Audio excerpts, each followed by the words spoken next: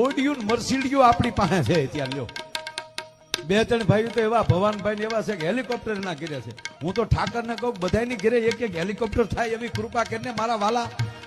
એ અહીંયા આવો પ્રોગ્રામ હોય ને આજુબાજુ હેલિકોપ્ટરો પીડ્યા હોય પાર્કિંગમાં. એ વચ્ચેના હેલિકોપ્ટરમાં માયો આયર ને પોપટ માલધારી ની ઉતરતા હોય. આણા બાપુ લાવ્યા એટલે આવી શરૂઆત તો થાય હળવું હળવું. જેમ ફોર વ્હીલું પડી છે મારા બાપ, પણ એક દી મારો ઠાકર એવો હશે કે અહીંયા આવી રીતે હેલિકોપ્ટરો પડ્યા છે. આંગળીની વાત આવે એટલે કહું, આપણા આ હાથ છે ને સાહેબ, આપણો હાથ એમાં સ્વરૂપમાં આંગળીઓ અલગ અલગ છે. આ આંગળી છે ને આ એના બહુ ધંધા હારા નહીં. પાછી એની બાજુની આંગળી છે એ કાંઈ નથી કરતી ને એટલે મોટી છે. કોઈનું નબળું નહીં, નકર આ આંગળી ઓર્ડર જ કરે. કોકને કઈક કેવું હોય, એ ચોપ, એ અહીંયા આવ, એ આમ હાલ. આ આંગળીના આ ધંધા. આ બિચારી એવી પવિત્ર છે એ આ શુભ કામમાં જ આગળ હોય. પણ હારી ને નબળી ને બેયને પાસે રાખી શકે ને એ જ જગતમાં મોટો થઈ શકે. તમે સાંભળી લીધું. પણ તમે પાછું જોઈ લ્યો, આના ધંધા એવા છે ને એટલે આ હારા કામ કરે છે. બરોબર?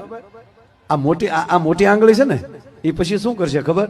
એ મોટી એટલે છે માળામાં એ પહેલી છે. આ ધંધા નબળા કરે ને એટલે માળામાં હારા કામમાં આખી જ રહે. બોલો તમે જવો તો ખરા. આપણા હાથની વાતો આપણને સમજાતી નથી. બોલો અરે જોવા જાય પહેલી વાર મળે ત્યારે કેવા ડાયા થી બેઠા હોય. ઈ ડાપણ પાછું મરી ક્યાં જતું હોય છે એ ન સમજાતું. પહેલી વાર બે માણા બેન બે વાતો તમે જોજો. કારણ એ પહેલી વાર જે જોવા આવ્યા હોય અને પહેલી વાર એ રૂમમાં બેઠા હોય છોકરી છોકરો, એ તમે કોઈક દી આડી નજરે દ્રશ્ય જોજો. આવા જિંદગીમાં તમને બે ડાયા નહીં દેખાય. બોલો વળી આમ ટેસ્ટ થી શરમાયેલ નો દીકરો થતો હોય તો જો ને બાપુ.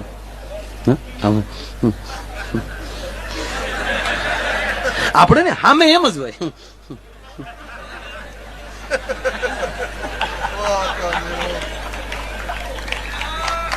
કુતર્યો મને મળ્યો, મને કે ભાઈ એ ભાઈ, કારણ કે અમે કલાકારોને અમે બધે થોડા એને સ્વભાવમાં અમે મળતા. સ્વભાવ મીન્સ એ રાતે જાગે દિવસે હુએ, અમે રાતે જાગીએ દિવસે હુઈ, અને હુવાની પરિસ્થિતિ બેયની એક જ હરખી. એ ધોરિયામ તૂટી વાળીને પીડ્યા ને અમે ગાડીમાં તૂટી વાળીને પીડ્યા. તમારે એમ કે અમે ટેસડા કરતા હશું, જગત હાટું નીકળ્યા બાપ.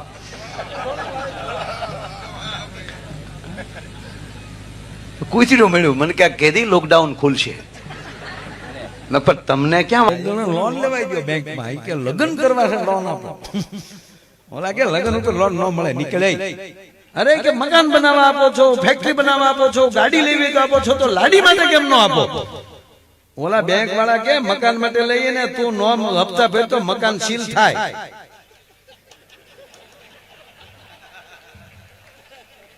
ગાડી તું હપ્તા નો ભરતો ગાડી ખેંચાઈ જાય. આમાં શું કરું? છોકરા લઈ જાય, છોકરા લઈ જાય. એટલે હું તારા બાપ છોકરા હાસમાં મેકું બનાવે છે. ગયા વર્ષનો હું હમણાં રોજ કઉ છું, આ ગયા વર્ષનો આંકડો આવ્યો છે કોરોના પછી. એક વર્ષમાં 1 લાખ યુવાનો, ભારતના 1 લાખ યુવાનો, 20 થી 25 વર્ષના યુવાનો કેવલ બાઇક અકસ્માતમાં મૃત્યુ પામ્યા છે. અને રોડ ઉપર રખડી છે, જોયું છે સાહેબ. એક નાની એવી એક્શન મોટામાં મોટી ભૂલ કરી નાખે અને આખા પરિવારની જવાબદારી, જે આખા પરિવારને વાટ હોય કે મારો દીકરો હવે કમાઈ એવો થયો છે અને અમારા આખા પરિવારનો ભાર એના ખંભે લઈ લેશે, અને એના સમાચાર જેથી આવતા હશે તેથી પરિવારની કઈ પરિસ્થિતિ થઈ હશે. માં હોનલને રાજી કરવા હોય ને બાપ, એની પૂજા કરવી, તેની પૂજા એક જ. એણે જે કાર્યો આપણને કીધા એ આપણા હૃદયમાં રાખીને આપણે હાલી જાય ને તેથી હોનલમાં આપણી ઉપર ખમકારા કરતી છે. ભલામણ મારા ગામથી 18 કિલોમીટર બગદાણા થાય બાબુ. આ હકીકતની વાત કરું. એ 18 કિલોમીટર બગદાણા થાય અને 5 વાગે રજા પડે ને એ દફતરનો ઘા કરી પછી તિથિ હોય કે ગુરુ પૂનમ હોય, એ અમે 5 વાગે દફતરનો ઘા કરીને મુઠ્ઠી વાળીએ હાનના, એટલે આરતી પૂરી થાય તો અમે 18 કિલોમીટરનો પલ્લો કાપીને અમારા પ્લેન પોગી ગયા હોય. અને અહીંયા આરતી પૂરી થાય ને એમ કે હરિહર પહેલી પંગતમાં અમે હોય લ્યો. એટલે ત્યારે પણ બગદાણા વાત થતી હતી કે બાવળિયાળી સ્વયંસેવકો મોકલવાના છે. સ્વયંસેવકો લઈને જવાનું છે કરણાભાઈ, અને ત્યારે તો કાંતિ દાદો આપણો જીવતો હતો. બાબુ કાંતિ દાદાને જે પોરો હતો સ્વયંસેવકોને લઈને આવવાનો, શિવરાત્રીને દિવસે કાંતિ દાદાએ મારીને તમારી વચ્ચેથી વિદાય લીધી. એના આત્માને પરમાત્મા પરમ શાંતિ આપે, બાપા એને કાયમ ચરણમાં રાખે. તો આજે હજારો સ્વયંસેવકો લઈ અને કાંતિ દાદાની જોડ કરણાભાઈ એ બધાને અહીંયા લઈને આવ્યા. એ મારા સાક્ષી છે, હું નાનો હતો ને ત્યાં આવતો એ, કારણ કે મને ન ઓળખતા પણ મારા બાપાને ઓળખતા ને, એટલે એને લીધે અમને ઓળખતા કે એનાય છોકરા પંગતમાં પધાર્યા છે. એટલે મેં અહીંયા આવીને પહેલું જ ઈ પૂછ્યું કે આપણો એટલા દિવસ અને હસ્તિનાપુરથી બે નીકળે છે સાહેબ, કરણ અને કૃષ્ણ. જો મહાભારતના 4 ક છે એ સાંભળવા જેવા છે, સમજવા જેવા છે. ઘણી વાર વાત કરીશ અનુભાઈ. કુંતા ક, કૃષ્ણ ક, કર્ણ ક, અને દ્રૌપદીનું બીજું નામ છે કૃષ્ણ, એનો ક. આ 4 ક જે રીબાણા છે ને સાહેબ, આમાં બધું જાણવા છતાં હોરું હાલવાનું છે. એમાંના આજ 2 ક ભેગા થયા છે. નવી નવી દીકરી પરણીને આવી, 2-3 દી થયા ને એટલે દીકરીને એમ થયું કે મારું ધીરે ધીરે ઘરનું કામ લેવું જોઈએ. 2-3 દી હર્યા ફેર્યા, બધે પગે લાગવા ગયા, દેવસ્થાને ગયા, મહિલાના પૈસા ઘણા આવી ગયા. હા, આપણે કેવું, આપણે રિવાજ તો જોઈ, દીકરી હજી ઘરે પરણીને આવે તો સાહેબ ધનવાન થઈ જાય એટલે પૈસા આપતા, પગે લાગે એટલે પૈસા આપતા.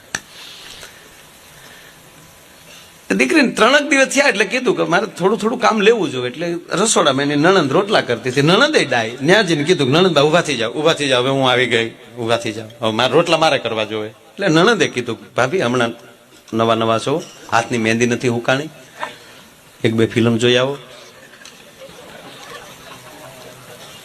ટૂંકમાં આખા ઘરના સભ્યોને પેલા ઓળખો.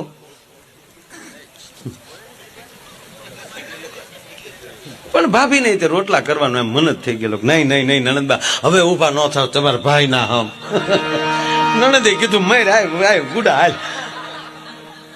નણંદે આપ્યો એને કથરો, એટલે બેન એના ભાભી મળ્યા રોટલા કરવા. જેવો રોટલો તૈયાર થાય નણંદ રોટલો બહાર લઈ જાય, જમવાનું ચાલુ. 12 રોટલા નણંદ બારા લઈ ગયો. 13મા લોટનો પીંડો હાથમાં ભાભીને પરસ્યો વળી ગયો કે આ ધંધો ન કર્યો તો સારું.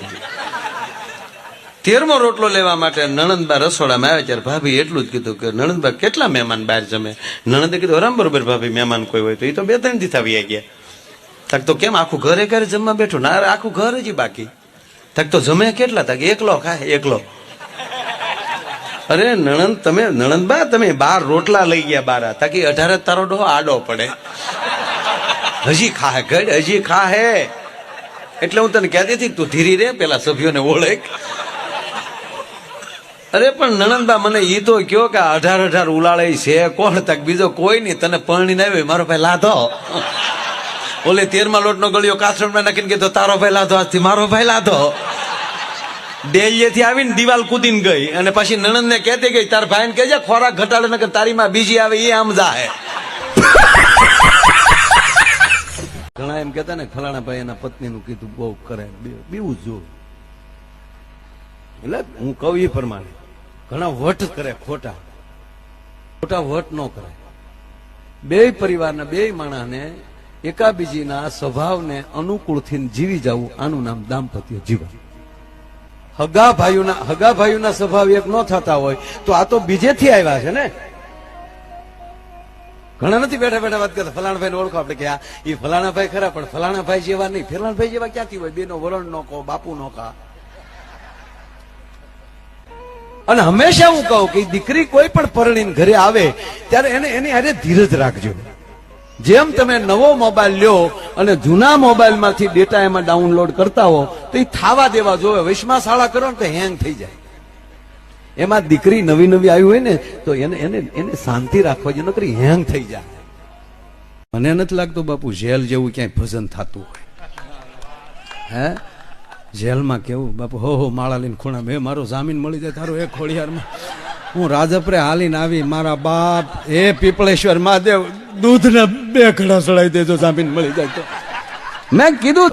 અને આ બધી ભક્તિ ભીહમાં આવ્યા પછી જ થાય છે બાપા. હા કાંઈ ફાંકા મારવાની જરૂર નથી.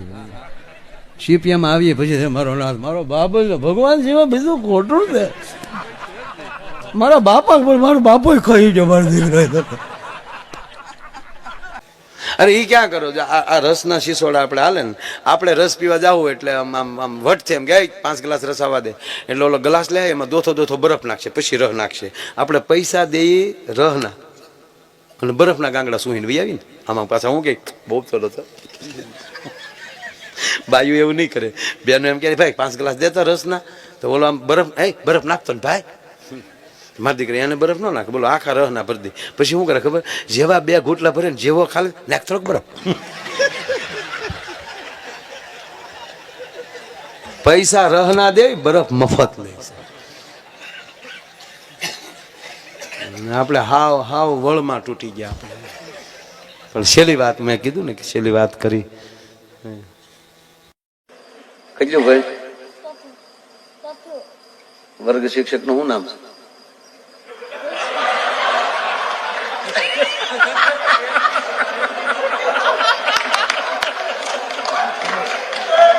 હું છોકરાઓને બે ભાડું ને મને ખબર પડી જાય ને કોણ ભણાવે છે. કીધા ભેગો બેહી જાય, કીધું કરે, વિવેક હોય ને એને બેન જ ભણાવતા હોય. જયશ્રીબેન ભણે હે?